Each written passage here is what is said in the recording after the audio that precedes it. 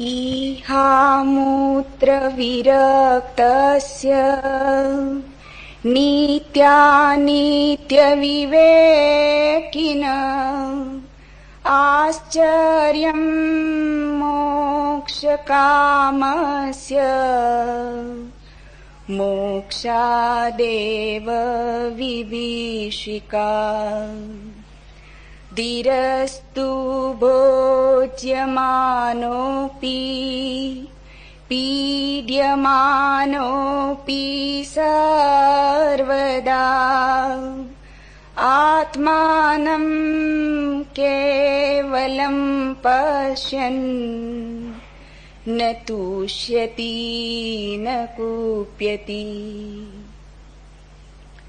चेष्टमानं शरीरं स्वं पश्यति अन्यशरीरवत्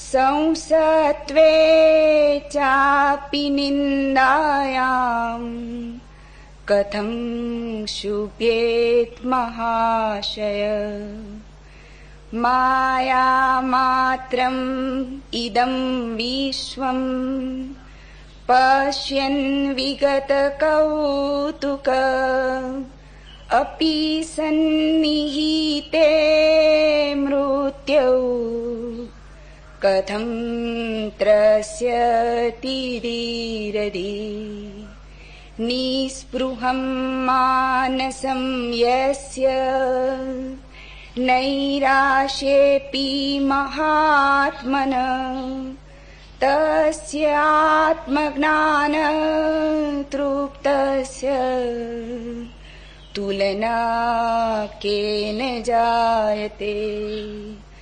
स्वभावादेव जानानो दृश्यम् एतत् किञ्चन इदं ग्राह्यम् इदं त्याज्यम् स किं पश्यति धीरधीः अन्तस्त्यक्तकषायस्य नीरद्वन्द्वस्य निराशिष यदच्छया गतो भोगो न दुःखाय न तुष्टे।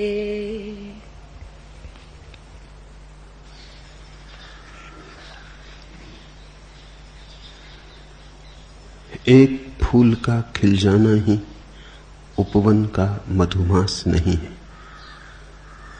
बाहर घर का जगमग करना भीतर का उल्लास नहीं है। ऊपर से हम खुशी मनाते पर पीड़ा न जाती घर से। अमराई के लहराने पर भी सुलगा करते हैं भीतर से। रेतीले कण की तृप्ति से बुझती अपनी प्यास नहीं है। एक फूल का खिल जाना ही उपवन का मधुमास नहीं।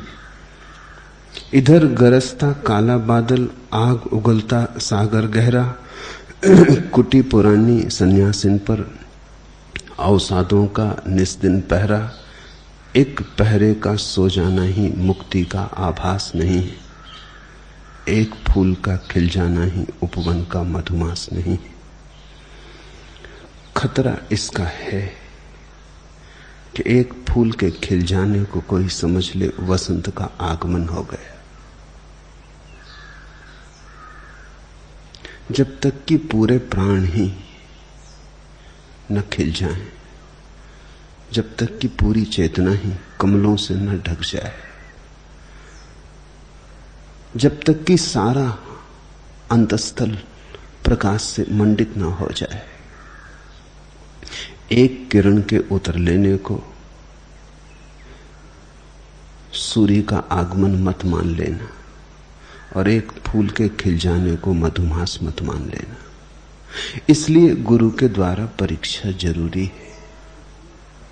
हम इतने अंधेरे में रहे हैं इतने जन्मों जीवनों कि जरा सी भी तृप्ति की झलक और हमें लगता है आ गया मोक्ष का द्वार। जरा सी सुगंध लगता है पहुंच गए उस महा उपवन में। आंख में प्रकाश का सपना भी डोल जाए तो लगता है हो गया सूर्योदय। हमारा लगना भी ठीक है, क्योंकि हमने कभी दुख के सिवाय कुछ जाना नहीं। सुख की जरा सी पुलक सिहरन, जरा सा रोमांच हमें आह्लादित कर जाता है। हम नर्क में ही जिए, स्वर्ग का स्वप्न भी हमें तृप्ति देता मालूम पड़ता है। लेकिन गुरु की जरूरत ही यही है कि वो हमें जगाए जाए। वो कहे अभी बहुत फूल खिलने को है, वो हमें रुकने न दे, वो हमें बढ़ाए चले, वो कहे चले और आगे और आगे। वो तब तक हमें न ठहरने दे जब तक कि समस्त जीवन सुगंध से न भर जाए, जब तक कि प्राणों का कोना कोना ही प्रकाश से आच्छादित न हो जाए, जब तक कि हम स्वयं प्रकाश रूप न हो जाएं। हमारे भीतर सिवाय प्रकाश के और कुछ भी ना बचे, तभी जानना कि हुआ वसंत का आगमन। एक फूल का खिल जाना ही उपवन का मधुमास नहीं है, और एक पहरे का सो जाना ही मुक्ति का आभास नहीं। इसलिए जनक का ये जो आनंद है, इसको अष्टावक्र ने चुपचाप स्वीकार नहीं कर लिया, इसकी वे बड़ी कसौटी करने लगे। कहीं ऐसा तो नहीं है कि बहुत दिन का भूखा प्यासा रूखी सूखी रोटी पा गया है और समझ रहा है कि मिल गया अंतिम। ऐसा तो नहीं है कि बहुत थका मांदा धूप का जरा सी छाया में बैठ गया है, चाहे खजूर के वृक्ष की छाया ही क्यों ना हो, और सोचता है आ गया कल्प वृक्ष के नीचे। क्योंकि हम जो भी देखते हैं वो हमारे अतीत अनुभव से देखते हैं। एक गरीब आदमी को 1 रुपया पड़ा हुआ मिल जाए तो आह्लादित हो जाता है। अमीर को 1 रुपया पड़ा हुआ मिले तो कुछ भी पड़ा हुआ नहीं मिला, रुपया वही है। लेकिन गरीब अपने अतीत से तौलता है, अमीर अपने अतीत से तौलता है। बहुत है उसके पास, उसमें 1 रुपये के जुड़ने से कुछ भी नहीं जुड़ता। गरीब के पास कुछ भी नहीं, उसमें 1 रुपये का जुड़ जाना जैसे सारे जगत की संपदा का जुड़ जाना है। रुपया तो वही है, लेकिन हमारी प्रतीति तुलनात्मक और सापेक्ष होती। हम अपने ही अनुभव से देखते हैं। मैं कल एक छोटी सी कहानी पढ़ता था। एक भूतपूर्व महाराजा ने अपने संस्मरणों में लिखी कि उन्होंने एक नए नौकर को नौकरी पर रखा है और उसे हुक्म दिया जिनको पीकदान उठा के ला। जिनको की समझ में नहीं आया। पीकदान शब्द उसने कभी सुना ही नहीं था। थूकने के लिए भी स्वर्ण पात्र होते हैं, ये उसका अनुभव न था। कोने में ही रखा है स्वर्ण पात्र, हीरे जवाहरातों से जड़ा। सम्राट ने फिर कहा कि समझ में नहीं आया रे, अबे वह कोने में जो स्वर्ण पात्र रखा है उसे उठा के ला। जिनको ने पीकदान में झांक कर देखा और बोला तनी रुको हुजूर, एह में कोनो मूर्ख थूकी मरा है, मेहतरवा बुलाई।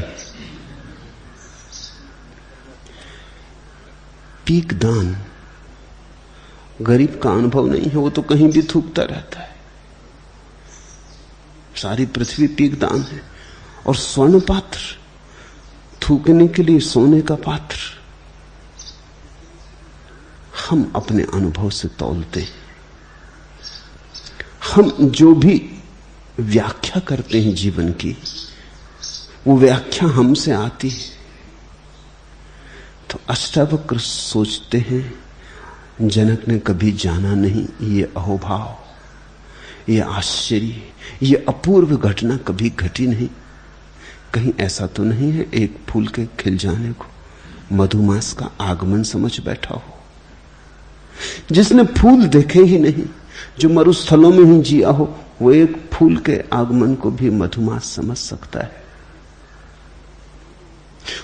उसके भीतर की भूख धोखा दे सकती। इसी तरह तो मृग मरीचिका पैदा होती।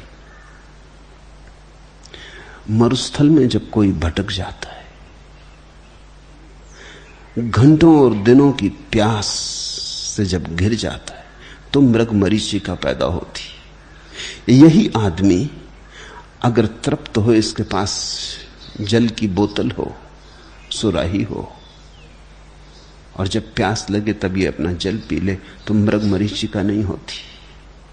लेकिन जब प्यास बहुत हो जाती है और प्राण तड़फने लगते हैं, और मरुस्थल में कहीं कोई उपाय नहीं देखता कि कहीं कोई जलधार है, कि कोई मरुद्यान है, फिर भ्रम होने शुरू होते। फिर किरणों के ही नियम के आधार पर इससे दूर मरुद्यान दिखाई पड़ने लगता है। मरुद्यान का धोखा किरणों के कारण जितना होता है, उससे भी ज्यादा प्यास के कारण होता है। प्यास इतनी है कि जो नहीं है उसे भी देख लेने की आकांक्षा होने लगती। प्यास इतनी है कि जो नहीं है उसका भी स्वप्न हम साकार कर लेते हैं। प्यासे को मृग मरीचिका का भ्रम हो जाता है। भयभीत को रस्सी में सांप दिख जाता है। रस्सी में सांप नहीं होता, भय में होता है। अगर बहुत बार सांप से मुकाबला हुआ हो और बहुत बार सांप का दंश झेला हो और सांप की घबराहट प्राणों में बैठ गई हो, तो रस्सी में सांप दिख जाए, इसमें आश्चर्य नहीं। रस्सी में सांप नहीं होता, देखने वाले की आंख और उसके भय में होता है, उसे आरोपित कर लेता है। तो अष्टावक्र परीक्षा ले रहे हैं, इसीलिए हो भी सकता है सूर्योदय हुआ हो, और हो भी सकता है सिर्फ अंधेरे में रहने के कारण प्रकाश का सपना देखा हो। फिर दूसरी बात, इसके पहले कि हम सूत्र में उतरे, जिसके अनुभव में आता है, अनुभव तो सत्य है। जैसे मैंने जाना तो वो मेरे लिए सत्य है, तुमसे कहा वो असत्य होना शुरू हो गए। सत्य कहते ही असत्य होना शुरू हो जाता है।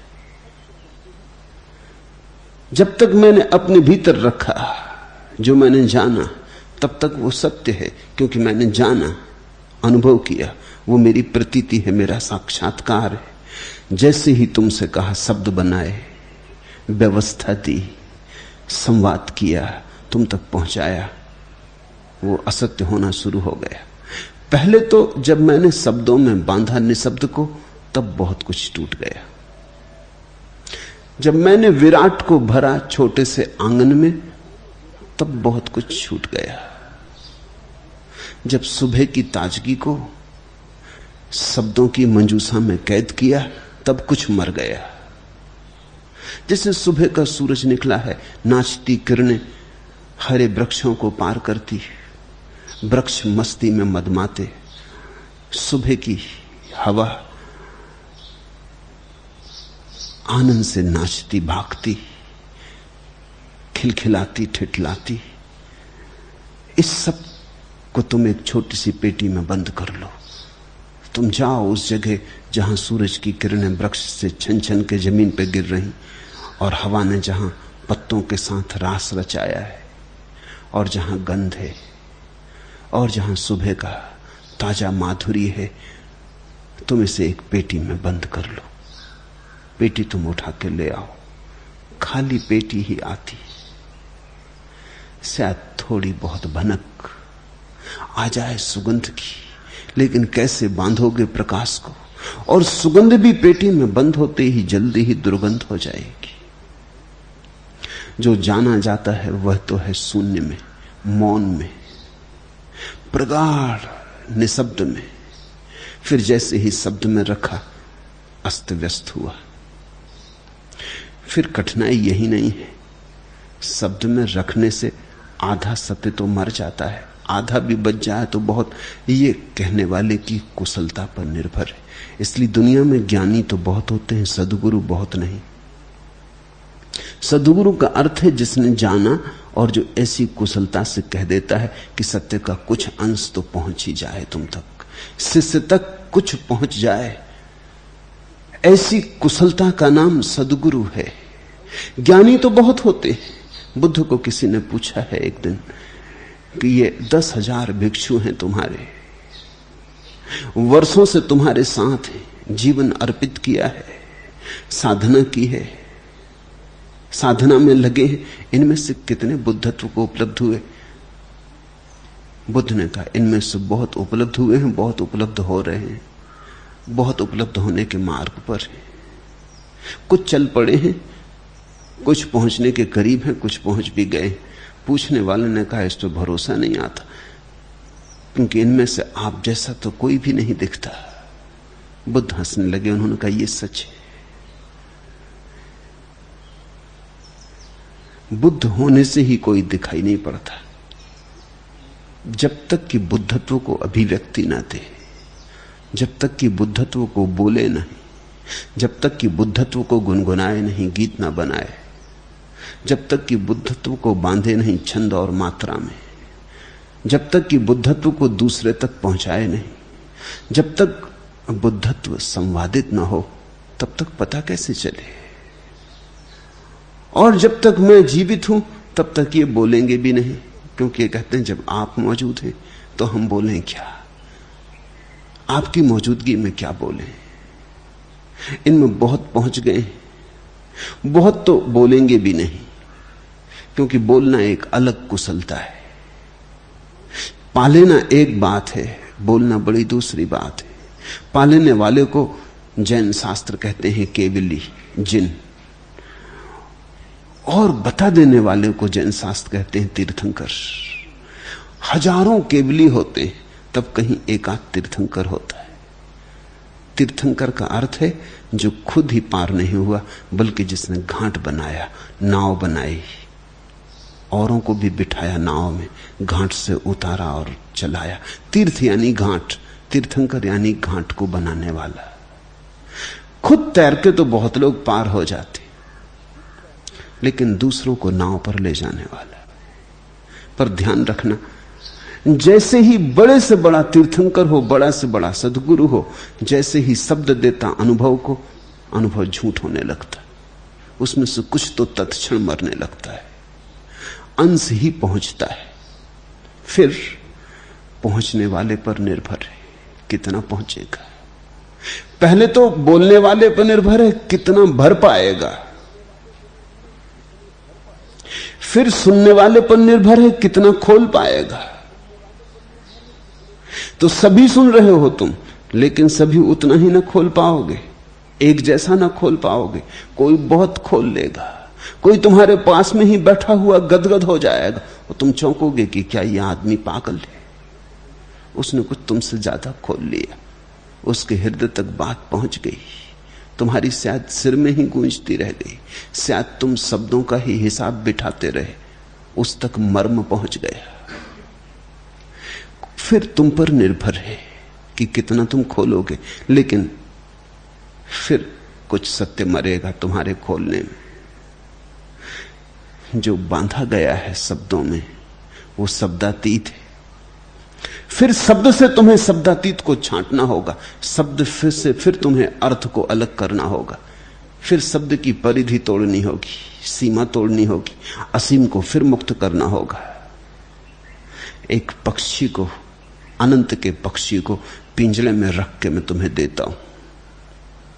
उनमें से बहुत से तो ऐसे हैं कि पिंजरे के सौंदर्य पे मोहित हो जाएंगे, पक्षी को भूल जाएंगे। बहुत से तो ऐसे हैं पिंजरे को सिर पे लेके चलने लगेंगे, पक्षी की उन्हें याद नहीं आएगी, पहचान भी ना होगी। पिंजरे के लिए पिंजरा नहीं दिया था, भीतर एक जीवंत पक्षी है उसके लिए दिया था। पिंजरा तो बनाया ही इसलिए था कि पक्षी तुम तक पहुंच जाए, नहीं तो मेरे हाथ से उड़ेगा और तुम तक कभी पहुंचेगा नहीं। इसलिए शब्द का, शास्त्र का पिंजरा है, सिद्धांत का, भाषा का पिंजरा है। उसे जितना सुंदर बना सके बनाने की कोशिश की जाती है, ताकि उसके सौंदर्य से तुम, उसके भीतर प्रवेश पाने की आकांक्षा से भरो, ताकि तुम में प्यास उठे कि जो बाहर से इतना सुंदर है पिंजरा, भीतर भी देखें। लेकिन बहुत हैं जो पिंजड़े को संभाल के रख लेंगे, वे पंडित हो जाएंगे, वे दोहराने लगेंगे मेरे शब्दों को, वे मेरे पिंजड़े को लेके घूमने लगेंगे और दिखाने लगेंगे लोगों को कि देखो कैसा सुंदर पिंजड़ा है, कैसा सुंदर दर्शन शास्त्र, कैसा प्यारा सिद्धांत, कैसा हृदयग्राही मंतव्य, कैसी बात कही, कैसी भा गई मन को, कैसी रच गई, कैसी रंग से भरी, कैसी इंद्रधनुषी। मगर भूल जाएंगे कि पिंजड़े के लिए पिंजड़ा नहीं दिया था। कुछ उनमें से पिंजड़े के भीतर छिपे पक्षी को भी पहचान लेंगे, लेकिन उसे पिंजड़े से मुक्त न कर पाएंगे, वो पिंजड़े में ही बंद रहेगा। अगर बहुत ज्यादा दिन बंद रह गया तो पक्षी की उड़ने की क्षमता खो जाएगी। मुझसे शब्द मिले तो देर मत करना, उसे जल्दी निशब्द में खोल लेना।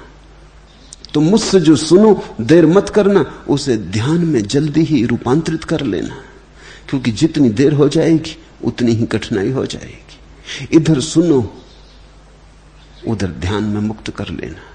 इधर मैं पिंजरा तुम्हारे हाथ में दूं, तुम रुकना मत, पिंजरा हाथ में लेते ही द्वार खोलना, पक्षी को मुक्त कर लेना। अगर ज्यादा देर हो गई, तुमने कहा कल करेंगे, तुमने कहा परसों करेंगे, तुमने कहा जब सुविधा होगी तब करेंगे, अभी तो नोटबुक में लिख लें, फिर पीछे अर्थ निकाल लेंगे, फिर सोच लेंगे जल्दी क्या है, सुविधा से मौके पर। तो तुम जब अर्थ निकालने जाओगे तब तक अर्थ मर चुका होगा, शब्द ही रह जाएंगे, पिंजरा ही रह जाएगा।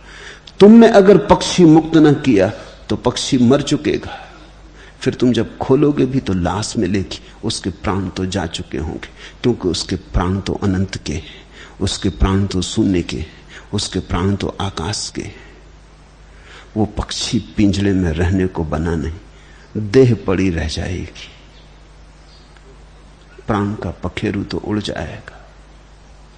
फिर तुम उस देह की कितनी ही पूजा करो तो भी उसमें प्राण ना आएंगे। ऐसे ही तो तुम पूजा कर रहे हो मंदिरों में, मस्जिदों में, गुरुद्वारों में, मरे पक्षियों की पूजा कर रहे हो। अब प्राण डाल नहीं जा सकते, तुमने अवसर खो दिया। सदगुरु से जब वचन निकले तो उसे तत्क्षण खोल लेना, उसमें एक क्षण की भी देरी खतरनाक। जब वो गर्म गर्म हो तभी खोल लेना, जब उसकी ऊष्मा समाप्त ना हो गई हो। जब मैं तुम्हें दे रहा हूं कुछ तो वो गर्म है, ताजा है, तुम उसे रख के मत बैठ जाना, तुम जाके अपने फ्रिज में मत रख देना कि जब सुविधा होगी तब खोल लेंगे, जब जरूरत होगी तब निकाल लेंगे। वो मर जाएगा, उसकी ऊष्मा खो जाएगी, प्राण पखेरु जा चुके होंगे, देह पड़ी रह जाएगी। सत्य की पड़ी हुई देहों का नाम ही शास्त्र है। फिर तुम सिर पर रखो गीता और कुरान और बाइबल और लाख करो पूजा और लाख पट को सिर चढ़ाओ, फूल अर्चना, सब व्यर्थ है, सब बिल्कुल व्यर्थ है। इस आयोजन से अब कुछ होने वाला नहीं। तो जब सद्गुरु बोले उसे तत्क्षण खोल लेना। इधर मैं बोलता जाऊं, उधर तुम खोलते चले जाना। तुम शब्द में बहुत ज्यादा मत उलझना, तुम अर्थ को मुक्त करते चले जाना। तुम फूल में मत उलझना, तुम तो सुवास को मुक्त करते चले जाना। तुम तो पिंजड़े को भूल ही जाना। तुम तो मेरे साथ उड़ना आकाश में तो ज्यादा पा सकोगे।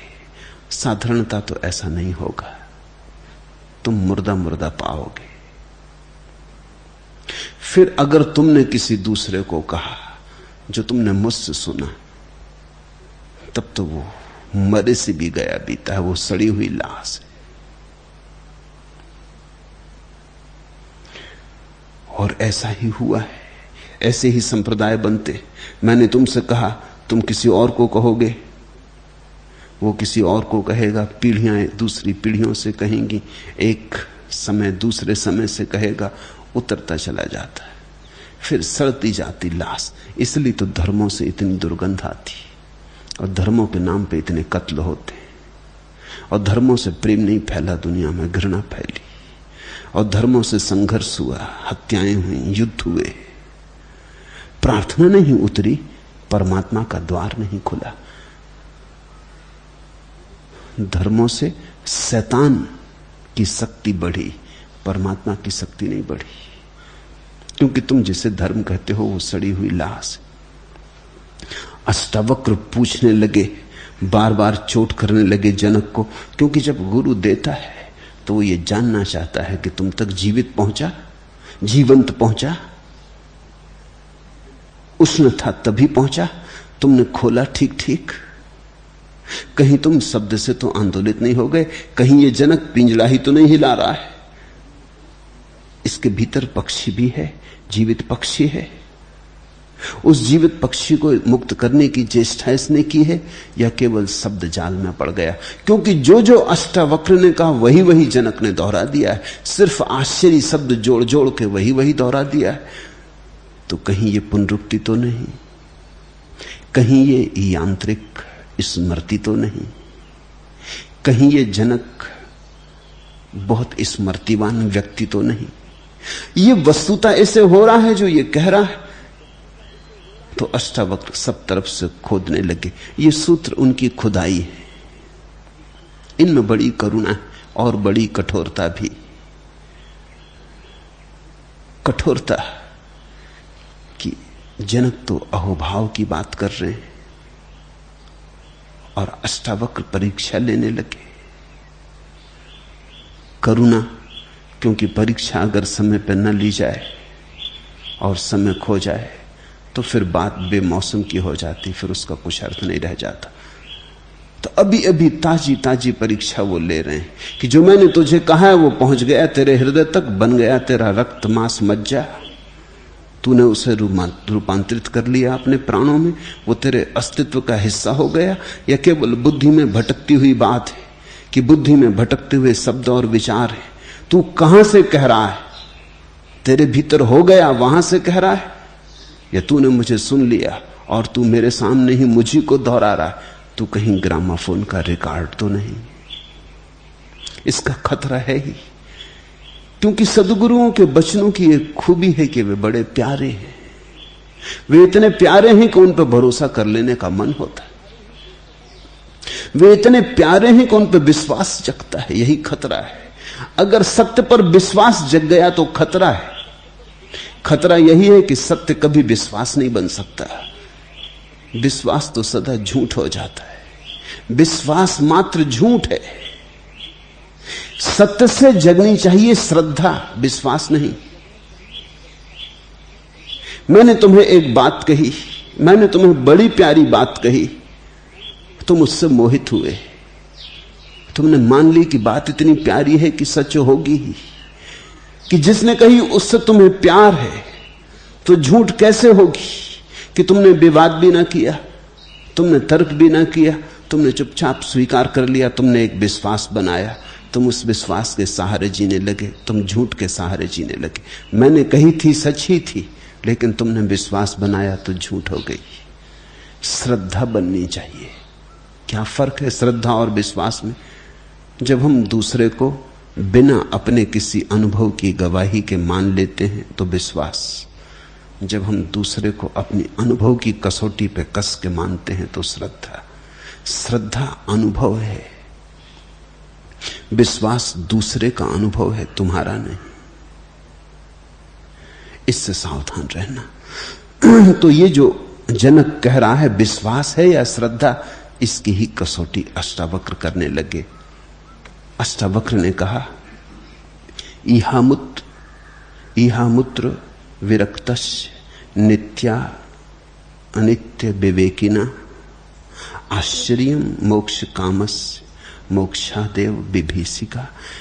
जो इहलोक और परलोक के भोग से विरक्त है जनक, और जो नित्य और अनित्य का विवेक रखता है और मोक्ष को चाहने वाला है, वह भी मोक्ष से भय करता है। यही तो आश्चर्य है। तेरे भीतर कहीं मोक्ष का भय तो नहीं बचा है। इसे समझना ये बड़ा अद्भुत सूत्र है। मोक्ष का भय? तुम कहोगे मोक्ष का भय, स्वतंत्रता का भय? हम सभी स्वतंत्र होना चाहते हैं। ये बात क्या हुई कि स्वतंत्रता का भय, स्वतंत्रता से कौन भयभीत है? लेकिन तुम्हें पता नहीं। अष्टावक्र ठीक कह रहे हैं, इस जगत में बहुत कम लोग हैं जो स्वतंत्र होना चाहते हैं। 100 में 99 आदमी तो बातें करते हैं स्वतंत्रता की, लेकिन स्वतंत्र होना नहीं चाहते। परतंत्रता में बड़ी सुरक्षा है, मुक्त होने में बड़ा खतरा है, जोखिम। इसलिए लोग एक परतंत्रता से दूसरी परतंत्रता में उतर जाते हैं, बस परतंत्रता बदल लेते, लेकिन स्वतंत्र कभी नहीं होते। पूंजीवाद साम्यवाद बन जाता है, लेकिन कुछ फर्क नहीं होता। परतंत्रता वहीं के वहीं, एक की गुलामी दूसरे की गुलामी से बदल जाती, मगर फर्क कोई भी नहीं पड़ता। आदमी स्वतंत्र होना ही नहीं चाहता, तो इसे हम समझें स्वतंत्रता का भय। और मोक्ष तो परम स्वतंत्रता है, उसका तो बड़ा भय है। जो बात अष्टावक्र ने उठाई है, उसे 5000 साल के बाद पश्चिम में मनोविज्ञान अब समझ पा रहा है। पश्चिम के बहुत बड़े मनोवैज्ञानिक एरिक फ्रोम ने इस पर बड़ा जोर दिया, बड़ी खोज की है इस संबंध में। फियर ऑफ फ्रीडम, स्वतंत्रता का भय। हम चाहते हैं कि कोई हमें बांध ले, इसलिए तो लोग हमें बांध पाते। तुम सोचते हो लोग बांध लेते हैं इसलिए तुम बंधे हो, तो तुम गलती में हो। जो नहीं बंधना चाहता उसे कोई भी नहीं बांध सकता। तुम बंधना चाहते हो इसलिए लोग बांध लेते। तुम्हारे बंधने की चाह पहले है, बांधने वाला बाद में आता है। पहले मांग फिर पूर्ति। तुम पुकारते हो कि कोई बांध ले, तो बांधने वाला आ जाता है। फिर तुम चीखते चिल्लाते हो कि मुझे बांध लिया गया। मेरे पास लोग आते हैं, वो कहते हैं बड़े बंधन में, पत्नी है, बच्चे। अगर किसने तुम्हें कहा था? कौन तुम्हारे पीछे पड़ा था? और लाख लोग पीछे पड़े थे। अगर तुम्हें नहीं बंधना था तो कौन बांध सकता था?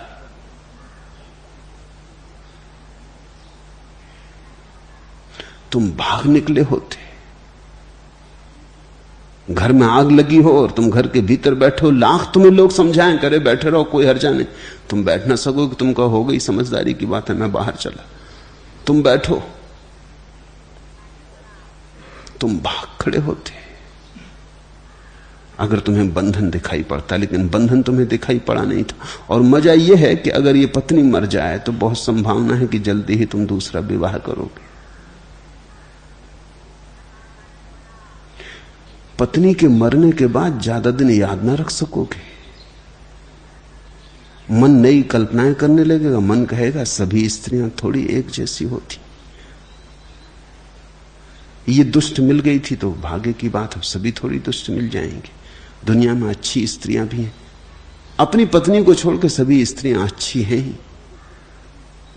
कोई अच्छी स्त्री मिल जाएगी तो जीवन में सुख हो जाएगा। फिर तुम खोजने लगे। देर नहीं लगेगी, जल्दी ही तुम फिर बंधन में पड़ जाओगे। फिर तुम चीखने पुकारने लगोगे कि मैं बंधन में पड़ गया। तुम ही बनाते हो अपने बंधन, क्योंकि बिना बंधन के रहने के लिए बड़ा साहस चाहिए। अनबंधा रहने के लिए बड़ा साहस चाहिए, क्योंकि बिना बंधन के रहने का अर्थ हुआ कि न कोई सुरक्षा है। कल का पता नहीं क्या होगा। पत्नी तुम क्यों खोज लाए हो? कल की व्यवस्था के लिए। कल अगर तुम्हारे जीवन में काम वासना उठेगी तो कौन तृप्त करेगा? तो तुमने पत्नी खोज ली जो कल भी मौजूद होगी। पत्नी ने पति खोज लिया है, क्योंकि कल की क्या सुरक्षा है? भोजन कौन देगा? मकान कौन देगा? वस्त्र कौन देगा? अलंकरण कौन देगा? कल की सुरक्षा तुमने कर ली, परसों की सुरक्षा कर ली। लोगों ने आगे तक की सुरक्षा कर रखी, फिर उस सुरक्षा में बंध गए। तुमने एक मकान बना लिया, तुमने बैंक में बैलेंस इकट्ठा कर लिया, तुमने धन प्रतिष्ठा बना ली। अब तुम कहते हो बड़ा बंध गया हूं। लेकिन कौन तुम्हें बांधता है? तुम बंधे हो इसलिए कि बंधन में कुछ सुरक्षा है। कल अगर बीमार हुए तो क्या होगा, मरने लगे तो क्या होगा? मोहम्मद के जीवन में उल्लेख है, उनको जो कुछ मिलता दिन भर में वो खाने पीने के बाद जो बचता सांझ को बांट देते, रात भिखारी होकर सो जाते। ये उनके जीवन भर की व्यवस्था थी। जिस रात मरे, उनकी पत्नी ने यह सोच के कि मौत करीब आती, चिकित्सक कहते हैं बचने का अब कोई उपाय नहीं, दवा दारू की जरूरत पड़े, रात वैद्य बुलाना पड़े, हकीम बुलाना पड़े, तो उसने 5 रुपए बचा कर रख लिए, 5 दिनार बचा कर रख लिए। 12 बजे रात मोहम्मद बड़े तड़फने लगे। उन्होंने अपनी पत्नी को बुलाया और कहा कि देख, मुझे लगता है कि मेरे जीवन भर का जो नियम था वो टूटा जा रहा है। मरने के वक्त मैंने कल के लिए कभी कोई व्यवस्था नहीं की, और मुझे आज डर लग रहा है कि घर में कुछ रुपए अगर हो तो जल्दी उन्हें तू बांट दे, नहीं तो परमात्मा के सामने आखिरी दिन लज्जित होना पड़ेगा। वो मुझसे पूछेगा तो फिर आखिरी दिन तूने रुपए बचा लिए। पत्नी तो घबरा गई कि इन्हें पता कैसे चला। उसने जल्दी से 5 दिनार जो बचाए थे निकाल के दे दिए कि क्षमा करें, मुझसे भूल हो गई। मैं तो ये सोच के कि रात बेरात आधी रात जरूरत पड़ सकती, फिर मैं कहां मांगूंगी।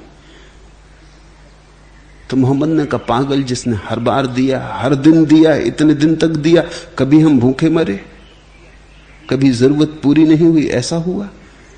जो सुबह देता है, सांझ देता है, वो आधी रात ना दे सकेगा? तू जरा दरवाजे पे तो जाके देख। वो 5 दिनार लेके गई। वहां एक भिखारी खड़ा है, वो कहता मुझे 5 दिनार की जरूरत है। वो 5 दिनार उस भिखारी को दे दिए गए। मोहम्मद ने कहा, देख, लेने भी वही आ जाता है, देने भी वही आ जाता है। हम नाहक चिंता खड़ी कर लेते, फिर चिंता में बंधते, फिर बंधन से पीड़ित होते और चिल्लाते। अब मैं निश्चिंत हुआ, अब मैं उसके सामने सिर उठा के खड़ा हो सकूंगा कि तू ही मेरा एकमात्र भरोसा था, तेरे अलावा मैंने भरोसा और किसी चीज में ना रखा। जिसका परमात्मा में भरोसा है उसको फिर कोई बंधन नहीं, लेकिन परमात्मा में हमारा भरोसा नहीं। भरोसा हमारा 1000 और चीजों में, इंश्योरेंस कंपनी में है, बैंक में है, स्त्री में है, पति में है, मित्रों में, परिवार में, पिता में, पुत्र में, सरकार में, और हमारे 1000 भरोसे। नास्तिक भी जो अपने को कहता है वो भी नास्तिक नहीं है। बैंक का जहां तक सवाल है वो भी आस्तिक है, इंश्योरेंस कंपनी का जहां तक सवाल है वो भी आस्तिक है। सिर्फ भगवान के संबंध में वो आस्तिक नहीं है। आस्तिक का अर्थ है जिसने अपनी सारा भरोसा परमात्मा में रखा, जिसने सारा भरोसा जीवन की ऊर्जा में रखा, अस्तित्व में रखा। जैसे ही रुपए बांट दिए, मोहम्मद हंसे और उन्होंने कहा, अब शुभ हुआ, अब ठीक घड़ी आ गई, अब मैं निश्चिंत जा सकता हूं। चादर उन्होंने अपने मुंह पे डाल ली और कहते हैं प्राण उड़ गए। पत्नी ने चादर उघाड़ी, वहां तो लाश पड़ी थी, मोहम्मद जा चुके थे। जैसे वो 5 दिनार अटकाए थे, जैसे उनके कारण वो बेचैन थे, बोझ था, बंधन था।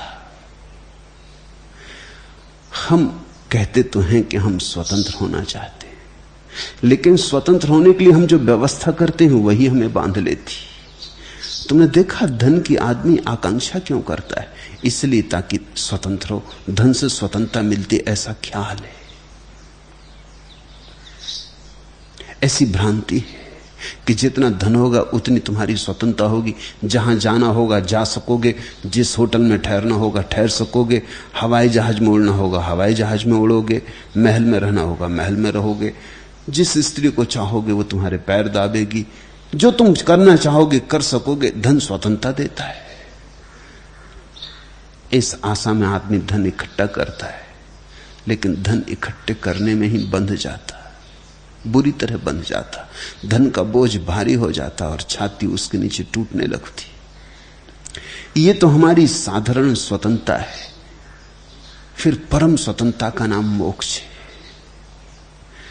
अष्टावक्र कहते हैं, सुन जनक, जो हीलोक और परलोक के भोग से विरक्त है, और जो नित्य और अनित्य का विवेक रखता है, जैसा तेरी बातों से लग रहा है, तेरी बातों से ऐसा लग रहा है कि तू तो बिल्कुल मुक्त हो गया। न इस लोक की तेरी कोई आकांक्षा है, न परलोक की तेरी कोई आकांक्षा है, न तू यहां कुछ चाहता है, न स्वर्ग में कुछ चाहता है। और ऐसा लगता है तेरी बातों से कि तुझे तो विवेक उत्पन्न हो गया, तुझे तो पता है अनित्य क्या है, नित्य क्या है, सार क्या, असार क्या। तुझे तो दिखाई पड़ गया ऐसा मालूम होता है, तुझे दर्शन हो गया ऐसा मालूम होता है। लेकिन फिर भी मैं तुझसे पूछता हूं कि मोक्ष को चाहने वाला मोक्ष से ही भय करे, इस आश्चर्य का तुझे पता है? कहीं तेरे भीतर मोक्ष से भी तो भय नहीं है अभी। अगर है तो ये सब बातचीत है जो तू कर रहा है। उस भय के कारण तू बंधा ही रहेगा, तू संसार निर्मित करता रहेगा। हमने भय के कारण ही संसार निर्मित किया है। संसार यानी हमारे भय का विस्तार। और तब एक बड़े मजे की बात कि तुम्हारा भगवान भी तुम्हारे भय का विस्तार, और तुम्हारा स्वर्ग भी तुम्हारे भय का विस्तार, तुम्हारा पुण्य भी तुम्हारे भय का विस्तार। तुम अगर पुण्य भी करते हो तो इसी भय से कहीं नरक न जाना पड़े। तुम अगर पाप भी नहीं करते तो इसी भय से कि कहीं नरक न जाना पड़े। तुम अगर पुण्य करते हो तो इसी भय से कि कहीं स्वर्ग न खो जाए, स्वर्ग की अप्सराएं और कल्पवृक्ष और शराब के बहते झरने न खो जाएं। तुम अगर मंदिर और मस्जिद में जाकर सिर टेक आते हो तो सिर्फ इसीलिए कि परमात्मा अगर कहीं हो तो नाराज ना हो जाए। तुम्हारा धर्म तुम्हारे भय से निकलता है, अधर्म हो गया। इस जहर से अमृत न निकलेगा, इससे तो जहर ही निकलता है। भय से जो निकलता है वो संसार है। तुम उसे परमात्मा कहो, स्वर्ग कहो, बहिष्ठ कहो, जो तुम कहना चाहो, लेकिन एक बात याद रखना, भय से संसार के अतिरिक्त और कुछ भी नहीं निकलता। भय से मोक्ष कैसे निकलेगा? ये तो ऐसा होगा जैसे रेत से कोई निचोड़ ले तेल को। नहीं, ये होता नहीं। भय से मोक्ष नहीं निकलता, अभय से मोक्ष निकलता है। फिर मोक्ष का भय क्या है? अष्टावक्र क्यों कहते हैं कि देख ले तू अपने भीतर खोजबीन करके, कहीं मोक्ष का भय तो नहीं। मोक्ष का भय क्या है? मोक्ष का भय महामृत्यु का भय है। मोक्ष तुम्हारी मृत्यु है। तुम्हारे मुक्त होने का एक ही अर्थ है तुम्हारा बिल्कुल मिट जाना।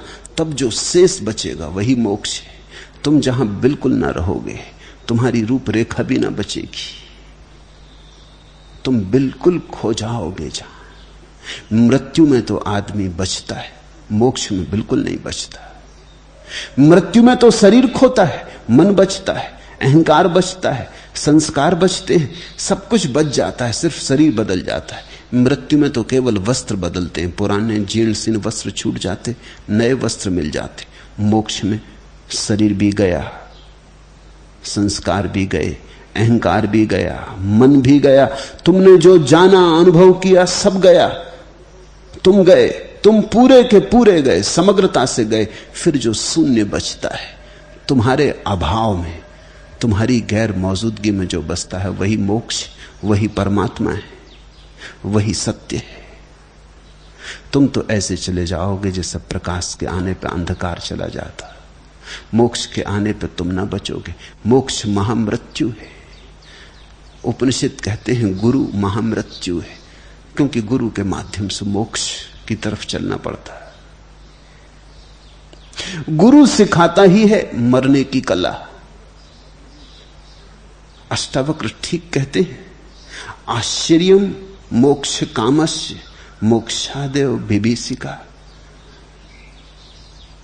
मैंने देखा है, अष्टावक्र कहते हैं, कि मोक्ष की कामना करने वाले लोग भी मोक्ष से ही डरे होते हैं। जनिक, तू जरा गौर से देख ले, कहीं तेरे भीतर भी कोई भय की रेखा तो नहीं है। अगर है तो फिर मोक्ष की ये बातें सब व्यर्थ है, अनर्गल प्रलाप है, पागल का प्रलाप है। इनमें फिर कुछ भी सार नहीं।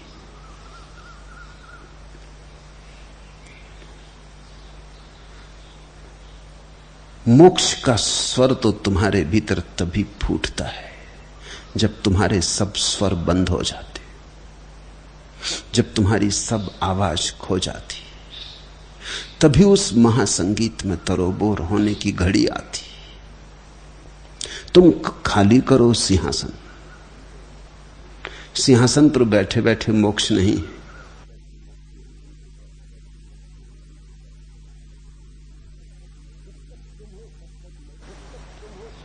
जब तक तुम हो तब तक मोक्ष नहीं। जैसे ही तुम न हुए, मिटे, झुके, खोए, मोक्ष है। मोक्ष था ही सदा से। तुम्हारे कारण दिखाई ना पड़ता था। तुम ओठ थे, तुम पर्दा थे, तुम ही अड़चन थे, तुम ही बाधा थे। अब बड़ी अड़चन उठी।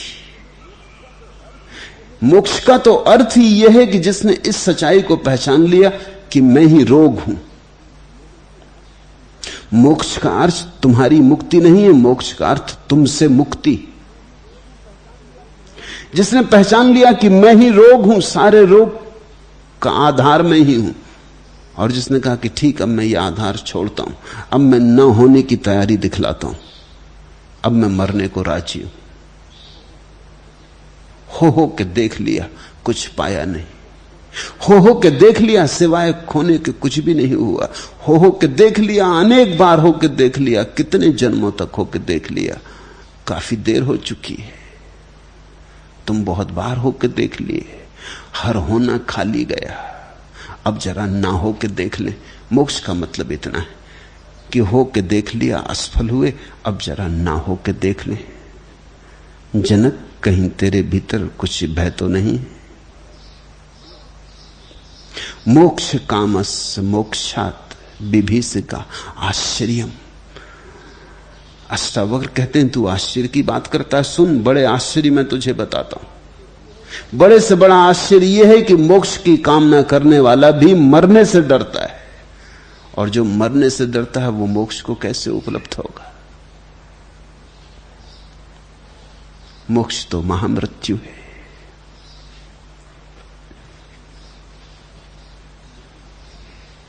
मुल्ला नसरुद्दीन और उसकी पत्नी खाना खा रहे थे, तभी रेडियो पर राग मल्हार आने लगा। वाह वाह, मुल्ला ने कहा, क्या प्यारी चीज है। क्या? पत्नी ने जरा जोर से पूछा। मैंने कहा, क्या प्यारी चीज है? मुल्ला ने और जरा जोर से दोहराया। पत्नी बोली, इस रेडियो को बंद करो तो कुछ सुनाई दे। इस बेसुरी आ के कारण तुम्हारी बात सुनाई ही नहीं दे रही।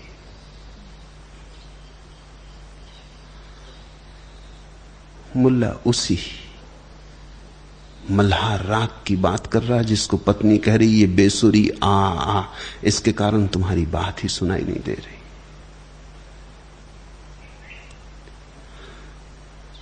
वो जो मोक्ष का स्वर है,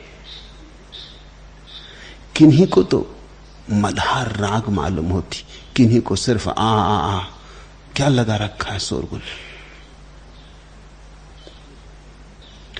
जो भयभीत हैं उन्हें तो वो व्यर्थ का शोरगुल मालूम होता है, क्योंकि उन्होंने व्यर्थ के शोरगुल को सार्थक समझ रखा है, इसलिए सार्थक उन्हें व्यर्थ मालूम होने लगा। वो उल्टे खड़े हैं, शीर्षासन कर रहे हैं। लेकिन जिन्होंने व्यर्थ को व्यर्थ जान लिया है, उन्हें तत्क्षण वो जो मोक्ष की ध्वनि जो तुम्हारी मृत्यु में थोड़ी सी आती, वो राग मल्हार हो जाती, वो जीवन का महासंगीत हो जाता है। अगर तुमने जीवन से कुछ भी समझा तो एक बात तो समझो कि जीवन बिल्कुल असार है। इसमें सार जैसा कुछ भी तो नहीं है। दौड़ो धूपो आपाधापी, खूब करो श्रम, हाथ कुछ भी लगता नहीं। ये बड़ा आश्चर्य है। और फिर भी तुम मरना नहीं चाहते, फिर भी तुम मिटना नहीं चाहते, फिर भी तुम कहते हो कोई तरकीब बताएं कि मैं सदा बना रहूं, सदा सदा बना रहूं। क्या करोगे सदा बने रहकर? कहते हैं जब सिकंदर पूरब आया तो उसके दरबारियों में से एक ज्ञानी ने उसे कहा कि तू पूरब जा रहा है, अब मार्ग में कहीं एक ऐसा स्थान है जहां जल का एक झरना है मरुस्थल में, उसे जो पी लेता है वो अमर हो जाता है।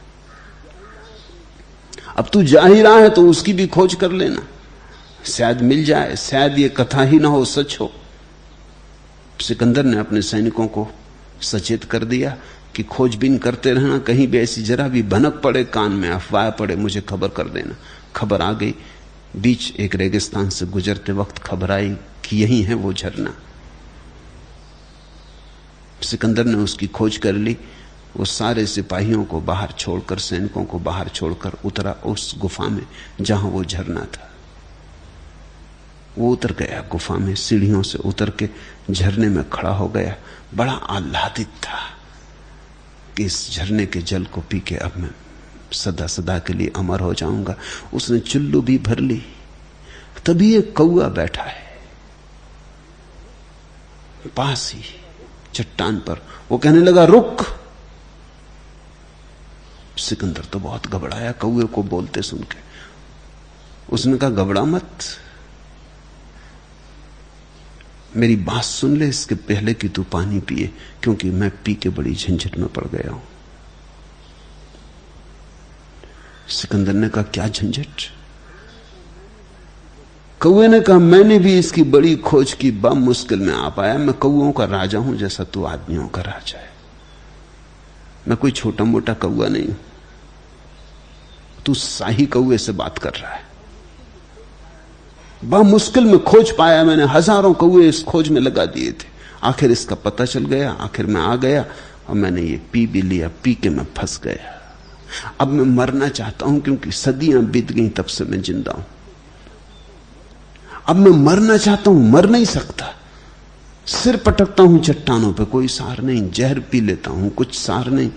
गर्दन में फांसी लटका के लटक जाता हूं, कुछ सार नहीं। कोई उपाय मेरे मरने का नहीं है। ये पानी बड़ा खतरनाक है सिकंदर। सिकंदर ने पूछा, तू और मरना क्यों चाहता है? उस कौवे ने कहा, अब क्या करूं? वही वही राग, वही वही उपद्रव कब तक देखूं? मिलता तो कुछ है ही नहीं। दौड़ धूप दौड़ धूप दौड़ धूप। अब तो मैं उनसे ईर्ष्या करने लगा जो मर जाते। कम से कम शांति तो मिल जाती। मुझसे ज्यादा अशांत इस पृथ्वी पे कोई नहीं सिकंदर। फिर तेरी मर्जी। कहते हैं सिकंदर ने हाथ से पानी नीचे गिरा दिया, सीढ़ियां चढ़ के वापस लौट आया। पानी उसने पिया नहीं। कहानी सच हो या झूठी, मगर कहानी बड़ी सार्थक है। तुम ही सोचो, अगर तुम अमर हो जाओ क्या करोगे? ये 50, 60, 70 साल की जिंदगी तो किसी तरह कट जाती। ये कोई बड़ी जिंदगी नहीं है। 70 साल आदमी जीता, उसमें से 20-25 साल तो सोने में निकल जाते हैं। 8 घंटा रोज सोया तो 1/3 तो सोने में निकल गया। 15-20 साल पढ़ने लिखने में, स्कूली उपद्रव में निकल गए, तब कुछ होश ही नहीं था।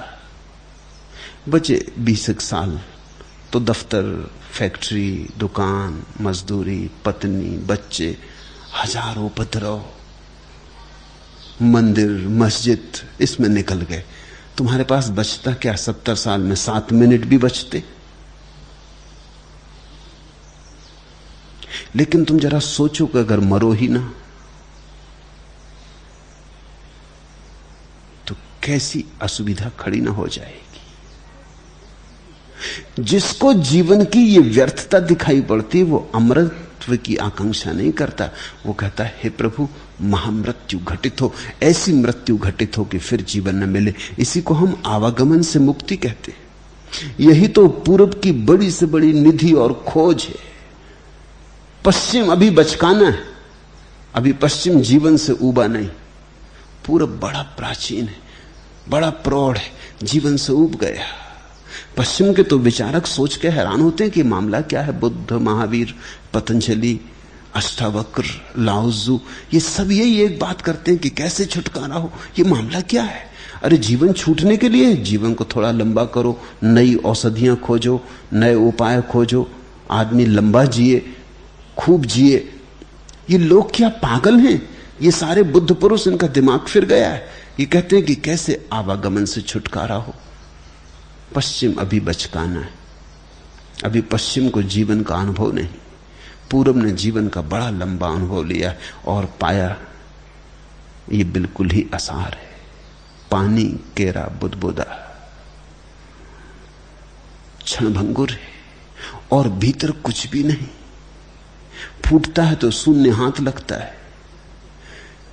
प्याज की तरह है, परत परत उघाड़ते चलो, नई परतें निकलती आती, एक दिन शून्य, कुछ हाथ नहीं लगता।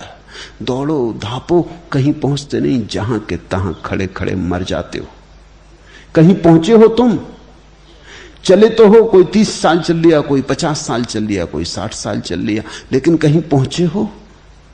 कहीं ऐसा लगता है कि कोई पहुंचना हुआ, कोई मंजिल आई? मार्ग ही मार्ग, घूमते रहते, कहीं पहुंचना तो होता नहीं, तृप्ति तो कुछ होती नहीं। एक अतृप्ति दूसरी अतृप्ति में ले जाती, दूसरी अतृप्ति तीसरी अतृप्ति में। 2 अतृप्तियों के बीच थोड़ी सी आशा रहती कि शायद तृप्ति हो, बाकी तृप्ति कभी होती नहीं, संतोष कभी आता नहीं। संतुष्टि इस जगत में है ही नहीं। जन्म मरण से छुटकारे की आकांक्षा मोक्ष है। अष्टावक्र ने कहा कि तू जरा गौर से देख, जरा हाथ में खुर्दबीन लेके देख जनक, कहीं भी भय तो नहीं है मरने का। नहीं तो ये सब बात ऊंची ऊंची बात की बात रह जाएगी। अगर तेरे प्राण में ये उतर गई हो तो तू मरने को राजी होना चाहिए, तू महामृत्यु के लिए राजी होना चाहिए। तब तो तू अहोभाव से नाचता हुआ मृत्यु के स्वागत के लिए जाना चाहिए। जो नाचता हुआ गीत गुनगुनाता हुआ मृत्यु के स्वागत को गया है, उसी ने जीवन को जाना है। जो डरते और कपते मृत्यु की तरफ जा रहे हैं, वो जीवन को नहीं जाने, नहीं पहचाने। और चूंकि जीवन को नहीं पहचाने, इसलिए मृत्यु का अर्थ भी नहीं समझ पाते। मृत्यु तो छुटकारा है, मृत्यु तो विश्राम है। लेकिन अगर मरते समय तुम्हारे मन में यह कामना रही कि फिर हो जाऊं, मरते वक्त अगर तुम्हारे मन में यह कामना रही कि अभी थोड़ी देर और जी जाता, तो तुम फिर लौट आओगे। तुम्हारी वासना तुम्हें फिर खींच लाएगी, वासना के धागे फिर तुम्हें वापस किसी गर्भ में ले आएंगे। मरते वक्त जो कहता है अहो धन्य भागी में, आश्चर्य कि अब मैं जा रहा हूं और फिर कभी ना आऊंगा। बुद्ध ने ऐसी चेतना को अनागामिन कहा है, जो जाता है और फिर कभी नहीं आता, फिर जिसका आगमन कभी नहीं होता। बुद्ध ने कहा धन्य है वे जो अनागामिन है, मरते क्षण जो पूरे मर जाते हैं और जो कहते हैं ये यात्रा समाप्त हुई, ये व्यर्थ की दौड़धाप बंद हुई, ये सपना अब और नहीं देखना है। मोक्ष कामस्य मोक्षात् बिभीषिका आश्चर्यम। तो तू जरा देख, उस पर आश्चर्य कर अगर कहीं भय हो। धीर पुरुष तो भोगता हुआ भी और पीड़ित होता हुआ भी नित्य केवल आत्मा को देखता हुआ न प्रसन्न होता है और न क्रुद्ध होता है। धीरस्तु भोज्यमानो अपि पीड्यमानो अपि सर्वदा आत्मानं केवलम पश्यन् न तुष्यति न कुप्यति। कहने लगे अष्टावक्र की जनक देख, जो वस्तुतः ज्ञान को उपलब्ध हो गया, जो धीर पुरुष है, वो फिर ना तो प्रसन्न होता है और ना क्रुद्ध होता है। हानि हो तो अप्रसन्न नहीं, लाभ हो तो प्रसन्न नहीं, मान हो तो प्रसन्न नहीं, अपमान हो तो क्रुद्ध नहीं। तू जरा भीतर देख, अगर तेरा सम्मान हो तो तू प्रसन्न होगा, अगर तेरा अपमान हो तो तू नाराज होगा, अगर तू हारे जीवन में, आज तू सम्राट है कल भिखारी हो जाना पड़े, तो तेरे चित्त में कोई अंतर पड़ेगा? अगर रेखा मात्र का भी अंतर पड़ता हो तो अभी जल्दी मत कर, ये घोषणा बड़ी है जो तू कर रहा है, ये घोषणा मत कर। फिर ये घोषणा अयोग्य और खतरनाक है, क्योंकि कहीं इस घोषणा को तू भरोसा करने लगे कि ये सत्य है, तो फिर तू सत्य को कभी भी ना पा सकेगा। गुरु की ये सतत चेष्टा दिखाने की कि कहीं तुम किसी भ्रांत धारणा को जो नहीं हुई है ऐसा मत मान लेना कि हो गई है, बड़ी अनिवार्य है। गुरु की ये उपदेशना बड़ी करुणामयी है, क्योंकि मन तो बड़े जल्दी मानने को होता है कि हो गया, और जब बिना किए हो रहा हो तो दिक्कत ही क्या। पतंजलि के साथ तो ये खतरा नहीं है, अष्टावक्र के साथ बहुत खतरा है, इसलिए पतंजलि कोई परीक्षा भी नहीं लेते, अष्टावक्र परीक्षा लेते हैं। तुम ख्याल किया, पतंजलि के साथ कोई खतरा नहीं, वो एक एक इंच बढ़ाते, वो उतना ही बढ़ाते हैं जितना संभव है साधारण मनुष्य को बढ़ना। छलांग वहां नहीं है, और एक सीढ़ी चढ़ो तो ही दूसरी सीढ़ी पे चढ़ सकते हो, पहली सीढ़ी अगर नहीं चढ़ पाए तो दूसरी पे चढ़ ही ना पाओगे। इसलिए पतंजलि परीक्षा की कोई व्यवस्था नहीं करते, लेकिन अष्टावक्र ने परीक्षा की व्यवस्था की, करनी ही पड़ी, क्योंकि अष्टावक्र तो कहते हैं कोई सीढ़ी नहीं, चाहो तो तत्क्षण अभी इसी क्षण मुक्त हो सकते हो। ये सुन के कई पागल तत्क्षण घोषणा कर देंगे कि हम मुक्त हो गए। इन पागलों को खींच के इनकी जगह लाना पड़ेगा। इनके लिए सूत्र दिए जा रहे हैं। जो अपने चेष्टारत शरीर को दूसरे के शरीर की भांति देखता है, वह महाशय पुरुष स्तुति और निंदा में भी कैसे क्षोभ को प्राप्त होगा। चेष्टमानम शरीरम स्वा पश्यन्ति अन्य शरीरवत्। जो अपने शरीर को भी ऐसा देखता है जैसे किसी और का शरीर है, जो अपने शरीर को भी अपना नहीं मानता, जिसने अपने शरीर से भी उतनी ही दूरी कर ली है जितने दूसरे के शरीर से है। जैसे तुम्हारे शरीर को कोई चोट पहुंचाए तो मुझे चोट नहीं लगती, ऐसा ही मेरे शरीर को कोई चोट पहुंचाए और तब भी मैं जानता रहूं कि मुझे चोट नहीं लगती, जैसे ये किसी और का शरीर है। तो ही जो अपने चेष्टारत शरीर को दूसरे के शरीर की भांति देखता है, वह महाशय पुरुष स्तुति और निंदा में कैसे क्षोभ को प्राप्त होगा। संस्तवे चापी निंदायाम कथम क्षुभेत महाशया। ये महाशय शब्द बड़ा प्रिय है, बना है महा आशय, जिसका आशय महान हो गया, जो क्षुद्र आशयों से नहीं बंधा है, शरीर के और मन के, वृत्ति के और विचार के आशय जिसके जीवन में नहीं रहे, जिसने अपने समस्त आशय, अपनी समस्त आकांक्षाएं परमात्मा के चरणों में, महत के चरणों में समर्पित कर दी। महाशय बड़ा अनूठा शब्द है। हम तो साधारण उपयोग करते हैं, कोई घर आता तो कहते हैं आइए महाशय बैठिए, लेकिन उपयोग ठीक है। हमें यह मान के चलना चाहिए कि दूसरा महाशय है, किसी क्षुद्र प्रेरणा से नहीं आया होगा, प्रभु प्रेरणा से आया है। इसलिए तो हम अतिथि को देवता कहते हैं। अतिथि आया है तो प्रभु ही आया है, जो आया है वो महाशय है। चोर भी आया है तो भी किसी महाशय से आया होगा, ऐसी प्रतीति साधु स्वभाव की होनी चाहिए। कहते हैं वह महाशय पुरुष स्तुति और निंदा में कैसे क्षोभ को प्राप्त होगा। तो तू देख जनक, तुझे क्षोभ होगा। तेरी स्तुति करूं तो तुझे प्रसन्नता होगी। प्रसन्नता भी क्षोभ है। क्षोभ का मतलब होता है तरंगें उठाना, क्षुब्ध हो जाना। क्रोध तो क्षोभ है ही, प्रसन्नता भी क्षोभ है। दुखी होना तो क्षोभ है ही, सुखी होना भी क्षोभ है, क्योंकि दोनों हालत में चित्त तरंगों से भर जाता है, क्षुब्ध हो जाता है। जो सुख और दुख के पार है वही क्षुब्ध होने के पार है, उसे फिर कोई क्षुब्ध नहीं कर पाता। तो वो कहते हैं कि अगर तेरा कोई अपमान करे जनक तो तू क्षुब्ध होगा, तेरा कोई सम्मान करे तो तू क्षुब्ध होगा।